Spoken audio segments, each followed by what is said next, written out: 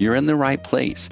Dr. Kris Wusterhausen has been in your shoes, and he's done the work and can show you how you can turn things around.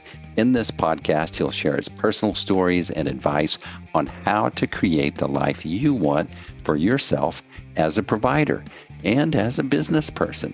You'll learn how to reclaim your life, your time, your energy, and most of all, reclaim the dream you had when you started your journey to become a doctor. Welcome to the Dr. Kris Podcast. All right, welcome back, Dr. Kris. I was in Mexico last week, so, I'm trying to get in the groove, but I'm excited to talk to you. What's been going on at the research clinic? Well, in the video, it kind of looks like in a brief thing, you're still in Mexico. It has that look of like a Mexican villa behind you. So, I thought you were when you originally picked up, but, just a normal busy week, just trying to get through taking care of all the patients. And, we have another training clinic this weekend that we're getting ready for. So just normal busy week. So, you're working with your patients are coming in. You have one of your physician assistants, I think, is out, and so you're seeing a lot of patients right now. In the life of a patient, when I think about when I go to the doctor, even if I want to be engaged and have questions and want to what do I own in this relationship? I don't get that in the traditional physician relationship. And I was just thinking about you having to step in and take, you're handling two people's appointments. How does that go when your whole expectation is that you want folks to take ownership of their health? Well, I think it goes back to why does it not always or most of the time work in the traditional model? And it's not because I don't think it's because the provider doesn't want it to be that way or the patient doesn't want it to be that way. There's simply not the time for that bonding. It's kind of like in a weird way, kind of like a newborn baby and their mother. You have to have this bonding moment. And today we're so rushed through the traditional system that bonding moment many times never occurs. And the fact that, I hear it all the time, like a new patient comes in and we will sometimes spend 60, 90 minutes, heck, up to 2 hours sometimes with our new patients. And many times they'll say, that's more information I've gotten in the last 10 years, of meeting with my providers.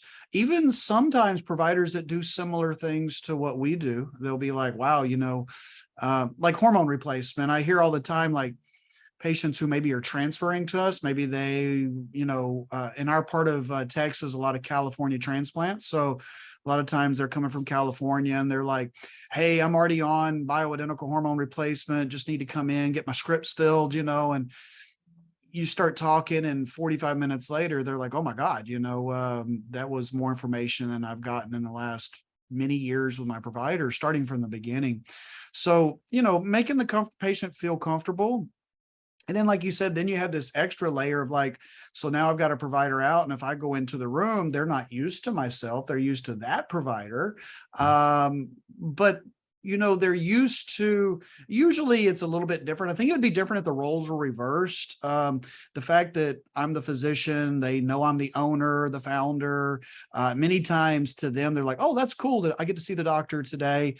So usually there's not any real barriers with that sort of a situation. They're actually kind of excited, I think, not that they don't like my other providers, but that, I'm coming in and maybe they feel like it's not an upgrade. That's not the word I'm looking for, but that it's a different perspective. Yeah.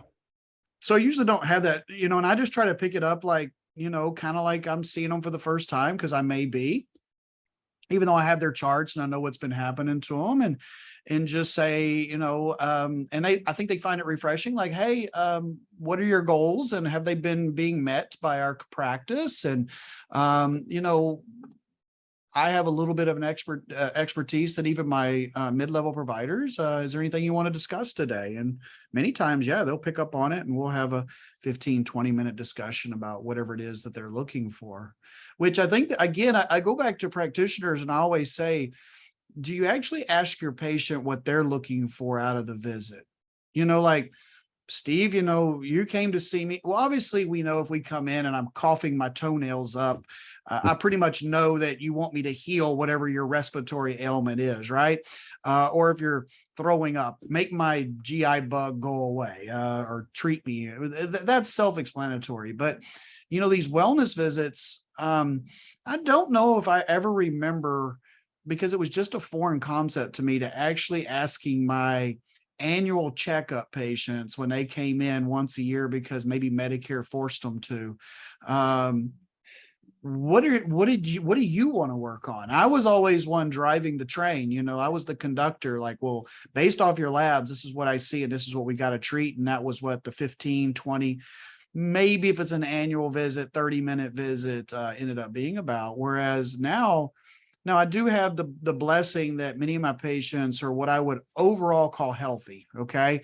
I think that term is very vague. I go back to COVID on that. I can't tell how many times I was told, like, my cousin got really ill and he's a healthy guy. And many times I would know that cousin, not as a patient, but I would just go, wow, your cousin is 40 pounds overweight and there's no way he's healthy. But I think that many times we take the word healthy as we don't take any medications, or we only take a couple medications, when and I know through our discussions that you can not be taking medications and be very unhealthy. That just because you're not taking a prescription doesn't mean you're healthy. But for the most part, I would say my patients are overall reasonably healthy. And so we're actually able to spend our time working on goals, setting goals, achieving goals, changing goals.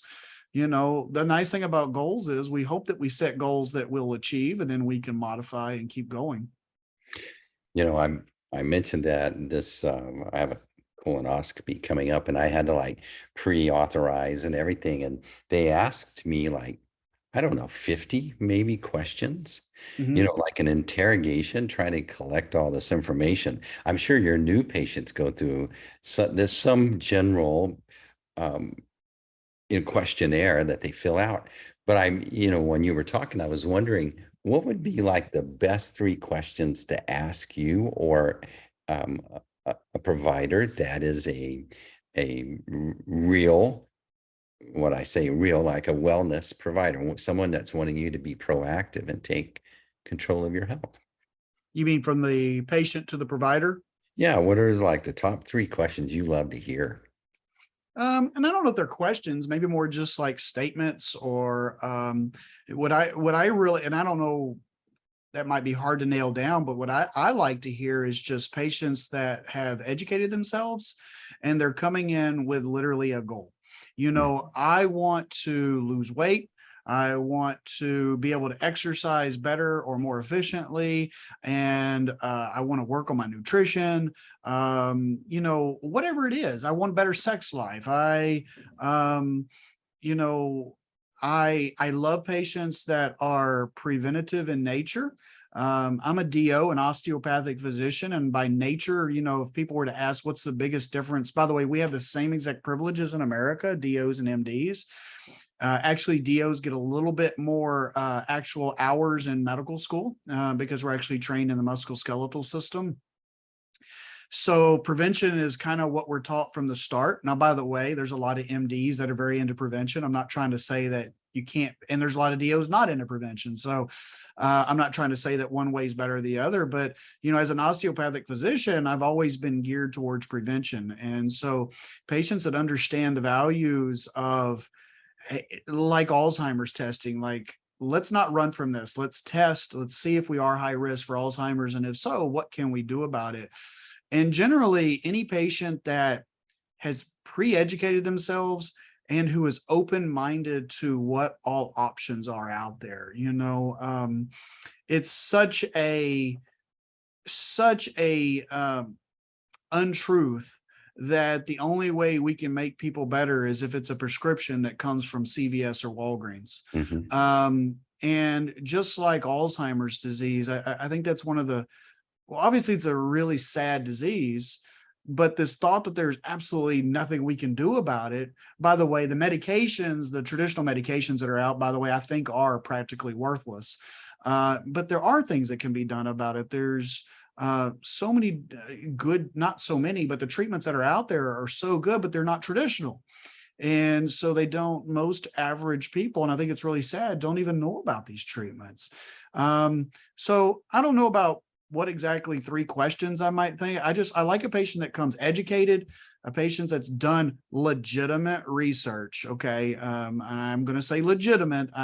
I do get annoyed when my cousin's friend Billy told me that this works and this is what I want. I'm like, okay, you'd be surprised how many times patients try to trump what I say to them because their cousin said, this is their non-medical cousin, by the way. That probably drives me the craziest, is trying to unwind something that their friend told them. But anyway, it's part of the business though. Educating themselves, knowing what they're looking for out of the visit to help me implement a plan to get them there, and who's also with an eye towards prevention. What I like about my experience with you is that we take a deep series of labs, and this is going to help justify or validate whether we're heading in the right direction based on the things that we decide that we want to accomplish together. Yeah, and so labs certainly, as I tell patients, is not the end all end all. So much of what we do is not lab based, but so much of what we do is lab based, right? And so, like, in a weird way, hormone labs are really important to set the baseline so we know where we're at, so that we can know where we're going. But the results aren't so lab based. And what I mean by that is once we determine that Susie's menopausal, okay, like, yep, Susie, you're menopausal for sure. Your lab's 100%. You've got all the symptoms. You're menopausal. You hadn't had a period in a year and a half. You're menopausal. And this is something that I was talking with Dr. Yerth the other day, who's a good friend and an amazing physician up in Boulder, Colorado, is we use those labs and we get labs post to see how we're doing, but they're not the only determining factor of what we're going to do with the hormones, right? Like, okay, your estrogen looks a lot better, but I'm still having really bad vaginal dryness. Well, okay, then we need more estradiol. Like, I guess the one thing that, if there's any providers listening, is just don't get completely tied to your labs.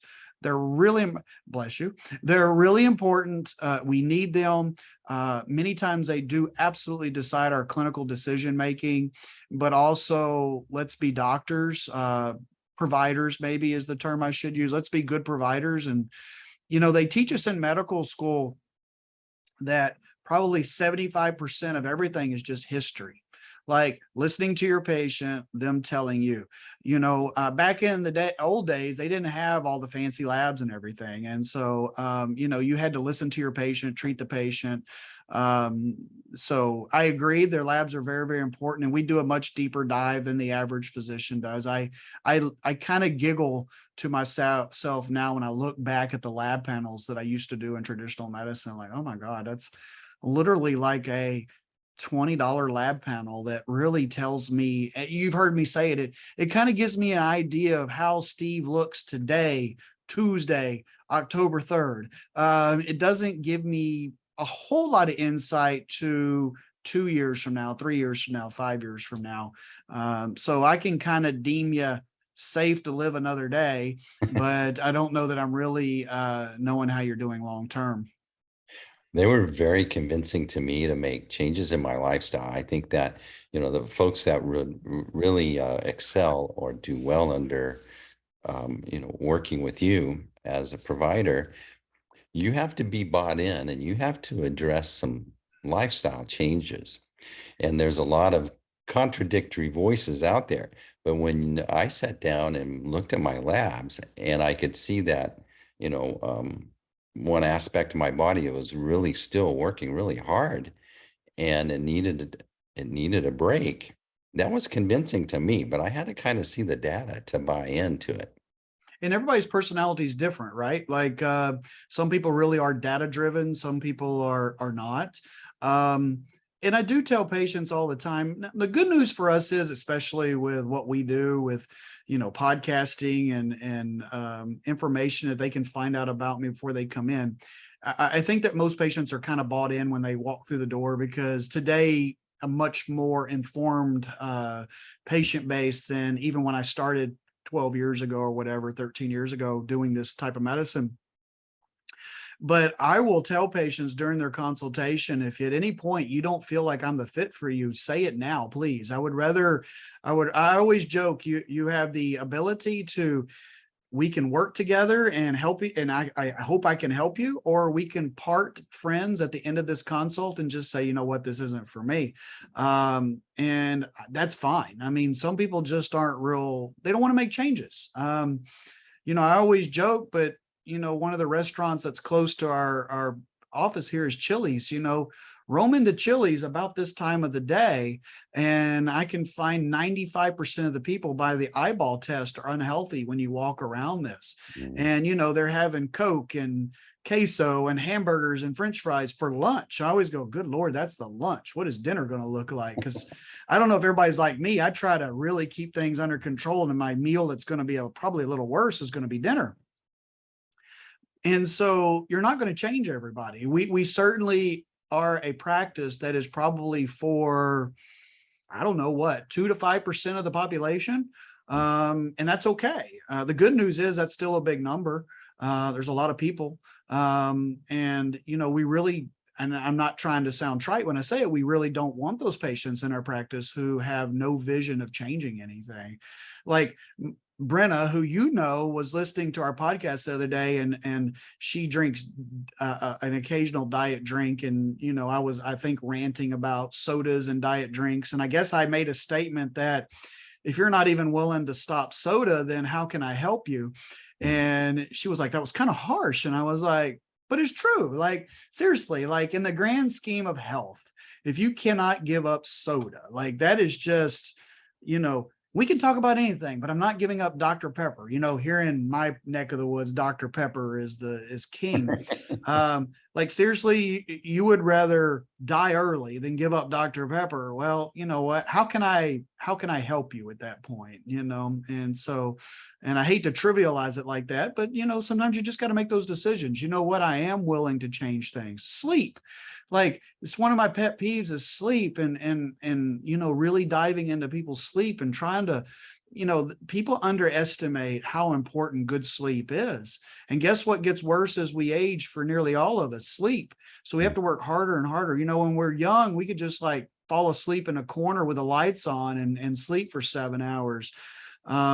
We really, have to monitor our sleep and work on our sleep and stay on a schedule. And it's one of the reasons why I think truly retired people go downhill so quick, because they lose all scheduling, all patterns. They sleep when they want to, they take a nap in the afternoon and then go to bed early, wake up early or whatever. And their their circadian rhythm just gets hijacked. And before you know it, they're dead. Also because they're not active. Which is why I tell all of I had this discussion with a lady last week. I said, don't ever retire, please. Like if you like what you're doing, don't retire. Just work as many hours as you want to, but don't retire. I don't really like that word retirement all that much.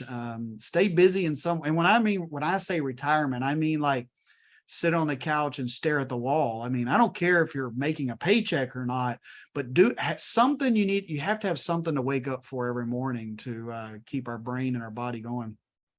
I think the conversations for me as a patient, I had to kind of change my relationship with food in some ways, seeing it in a different way, that this is going to, when you consume this, it's going to spike your insulin. Then your body has to deal with that insulin and it needs a break. And when I started thinking about food different, when I started thinking about sleep different, where does our health really start? It's in our cell. Those are like big things that I'm maybe I'd known a little bit about, but I really hadn't taken it serious. Well, I think it's just sometimes really, like, for example, and I don't know last time we talked if I was doing this, but I've been starting to flirt around with continuous glucose monitoring, wearing a glucose device. I don't have it on today because it ran out of battery and I just haven't put a new one on. But even for me, it was very eye-opening. I think you and I talked about it maybe off the air. But realizing like, hey, by the way, my diet is not perfect. I don't claim it is. I think it's better than the average American, but it still has work to be done. Diet has always been my biggest Achilles heel. I don't drink that much. I don't do drugs or tobacco. And I exercise plenty. It's really diet. And you know, so even having the knowledge, so here I am, I have the knowledge. I know what I should eat, what I shouldn't eat. I have the means. I could, if I would take the time, I could have food prepped and that sort of thing. It's just taking the time to do it. So I really have no excuses. But I was even blown away by how little bitty things really changed my blood sugar in a dramatic way. I think I had told you about like ate 2 tortillas and my blood sugar went from 90 to 210. Wow. And, for a couple of hours. And then the next day we had leftovers, ate the same meal without the tortillas. And I went from like 90 to 105. And so for those out there who don't understand what that means is, so when a sugar goes up, for a sugar to come down, we need insulin. Insulin has to be secreted. Higher levels of insulin equals basically it's counteracting your metabolism. So the reason why people gain weight in America and the reason why they can't lose weight is nearly always insulin. It's one of the main reasons why we like fasting, right? Because we go long periods of time without eating, which allows our sugars to stabilize, which it's like putting your RPMs on your car at 1500 RPMs and just cruising down the road. You're not working everything as hard and metabolism's able to ramp up and we're able to actually go into fatty acid metabolism and burn fat for fuel. And it's for a whole different podcast, but we're able to cellular efficiency is maximized by fasting. And so that's one easy way for patients to get around insulin issues is to fast. And it's why we recommend for our patients, everyone to fast that's not a diabetic. But anyway, so it was eye-opening for me just to really now look and go, okay, I realized that was bad, but I thought that it wasn't that bad. And even though I don't eat tortillas very often, it is Texas and Tex-Mex is king, is all right, you know what, but I can maybe, like I say, I can go to a Mexican restaurant now and get fajitas and, not eat it with the tortillas and, come away from that with not being a perfect meal, but not being a horrible meal. And that's what I tell patients about diets, because unless you're a like bodybuilding competitor or a bikini model or something like that, most of us, our diets are far from perfect, right? It's all about making small choices consistently that make big dividends in the end. It's like investing, if you make little small all the time, you're going to get big dividends down the road. And so just thinking about your meal, how can you make it different? I always go, if Whataburger was the only restaurant left and we had to eat there for lunch, how can I make Whataburger better, right? And go ahead and maybe instead of getting the cheeseburger, get the double meat cheeseburger, but wrap it in lettuce. Don't get the bun and don't get the French fries and get a water. That's by no means a healthy meal. I'm not promoting that as healthy. But what do most people get who go through the Whataburger line? They get the number one meal, which is a cheeseburger with fries and a Coke, or whatever. And I guarantee that double meat cheeseburger on lettuce with a water is you're going to be full. You're going to absolutely be full. You probably won't finish it. And you're going to be much better off for that meal versus all those carbs that you're putting into the system and sugar and insulin spikes and yada, yada, yada. Yeah, I think for me, it was just, all right, cutting out sodas and then starting to reduce all the other things I loved. But it's like, once you kind of go without them for a little bit, it's like, I don't know what my big hang up was about that. It's okay. If you can cut that stuff out of your diet for like 2 weeks, you'll find your cravings for those things to really go away. The key is the problem is we all, not we all, many people try to only eat a little bit of something, which usually goes very wrong. Like I'm only going to eat a few bites of pie. Yeah, good luck with that. It's like, what is that Lay's thing? Nobody can eat just one or Yeah, whatever, yeah. it's the same way with sugar. Sugar is such an addictive substance. I always tell everybody if I have an addiction, it's sugar. I either got to be all in or all out on sugar. If I can rid my diet of it for a couple of weeks, fine, no more cravings, it's all good. But if I have it like every other day, it just keeps building. And so sugar is truly the downfall of America. I mean, it's just in everything. It's so bad. If we would only just get it from our natural foods, that would be one thing, but it's just added to everything these days.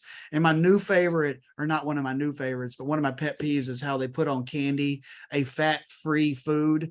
Like, are you freaking kidding me? It's nothing but sugar. I mean, like, but you know what? Unfortunately, that marketing works. There are people out there that simply don't understand. Oh, it's fat free. I can eat the hell out of these gummy bears or whatever, and it's like, oh my God, are you kidding me? But they wouldn't put that marketing on there if it didn't work. Yeah, I think if things were changed to where we could view it as how's it going to impact my insulin production, I think that would be a big change.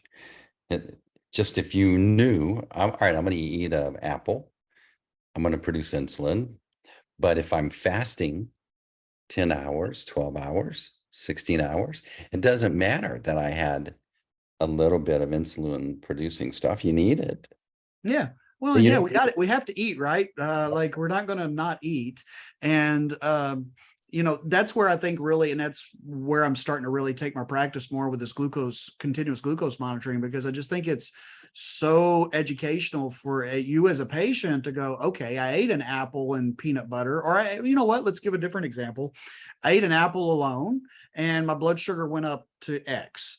I ate an apple with peanut butter, which in theory actually would cause your blood sugar not to go up as much because it's slowing down that dumping of sugar into your system. And like, oh, okay, if I add a little bit of a fat or a protein in with that pure sugar, that's why we always say we prefer our patients to never have just a carb. We want a carb mixed with a fat or a protein. And they see that like, okay, or hey, I didn't think grapes were that bad. I had a handful of grapes and my blood sugar jumped up to 150. Like, oh crap, I guess that isn't so great for me. So, I think it can be anything that we can give patients who care more data in their hands to, especially data-driven patients, which I'm a data-driven patient. Okay. It's very, very helpful to me to then make changes in my life and go, okay, as much as I love tortillas, they're not that important to me. I can give up tortillas, or maybe I say once a month, I'm gonna allow myself to have and I always tell my patients, when you're going to do it good. yeah, Like, have 2, 3, 4 of them, but do it, get it out of your system, move on versus, one of the things I hate is diet drinks. Like we talked about, I'd much rather my patients drink real soda, absolutely all day long. If you want to drink soda, drink real soda. yeah, And because it's bad for you, I don't think there's an adult out there of above average intelligence or an average or above intelligence that thinks soda's good for you. And, you kind of get your fill and you move on. And versus diet drinks, there's this perception that diet drinks are calorie free and they're good for you or they're okay for you, which is bullshit. So people will drink 6 of them a day, because they're 0 calories. You put 0 calories on something and people just go nuts. And, anyway, that's just kind of my feelings on that. yeah. So I think if folks that are wanting to do better in this, they're going to need to take ownership, but you're going to look at data a little bit different, and then it helps you make all these little mini decisions every day a little bit better. And over time, these smaller decisions add up to improvements in your health. If we can do a little better each day, Or if every week we can look back and go, you know what, I did a little better this week than I did last week. I don't care how little that little is. Eventually that little turns into big, right? It's like I always say with thyroid. Thyroid plays a minor role in every system of the body. So when you add up a minor role in every system of the body, it's a major role, right? It's the same way with changes. If we make little bitty slight tweaks, and a lot of my patients that we're doing, we're tweaking, and a lot of times they're doing the tweaking. I'm not even having to do the tweaking anymore. They're like, I'm trying to do a little better on my diet, or, I changed my exercise this way per your recommendations to do better. Not trying to brag at all. I don't mean it this way, but the other day I was able to do my max bench press up to 260. And I'm basically just being able to show that at 50 we can get stronger. We don't have to say, oh, we're 45, we're 50, we're 55, and we're done. It's just such a bullshit cop out. It's just not the way it has to be for many of us who are healthy enough to do better. And so, I would say it's kind of like working out. You hope every week of working out, you can do just a little bit more the next week that you did the week prior. What you don't want to do is what so many people do, and I have been guilty of it myself in my life, is being stagnant in the gym, being stagnant in your career, being stagnant in your marriage. Stagnant is what gets you in trouble. Yeah, and you need to think about, how long did it take you to get to where you are in your health journey? Mm-hmm.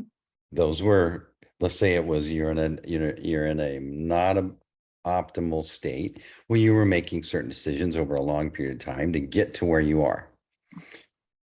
Well, we can't fix that in a week. We're going to have to make changes, and over a long period of time going forward, they're going to improve. But it's just, I think our expectations as Americans was, we're supposed to take a pill and it's all done, and just keep doing it the way that we always have. Reactionary medicine. It's what, a problem occurred, so I'm going to give you a pill to fix that not that problem, but that symptom many times, reactionary medicine, not root cause medicine. Root cause medicine is what you have to do. What actually started this whole cascade of events, going back to the front of the line, or the front of the assembly line, to see what went wrong and fix that, versus, like a truck comes down the assembly line and a screw is missing, and it's happening every single time. We don't want to just put the screw back. Like, where's the screw being missed? In other words, where is that malfunction in the assembly line? Fix that problem, and then you're actually changing people's lives. Yeah. Well, Dr. Kris, excellent conversation. Folks that are listening, maybe they want to reach out to you, get connected with the research clinic. What's the best way to do that? So a couple websites, the researchclinic.com is the easiest way. You can certainly click on links there. You can look at our contacts, give us a call, however you want to interact with us. And drkris.life is just a little bit of information on myself and the practice, and you can get more information there. But the researchclinic.com would be the easiest way if it's a patient wanting to basically figure out how they can join us. And we're now, of course, open in Tennessee as well, Nashville, Tennessee, as well as our original clinic here in Texas. All right, Dr. Kris, excellent. So it's a long journey to improve your health. And I think, you think about the conversations that we have, listening to these conversations over a long period of time really do make a difference, whether it's us or other folks in this genre, folks that want to take ownership of their health and they want to participate as an active person with their provider. It's the way to do it. And it's something that is important. And you should reach out to Dr. Kris if you need some help, maybe some directions, suggestions, or introductions. Dr. Kris, be happy. Thanks, Dr. Kris. Excellent. Thanks, Steve. Have a great rest of your week. You too. And that's a wrap. Thanks for joining the Dr. Kris podcast. If you learned something today and you want to connect and get more information, visit our website, www.drkris.life, where you can find more great information or even schedule a time to learn how you can engage with Dr. Kris. Be sure to follow, like, share, and we'll see you on the next episode of the Dr. Kris Podcast.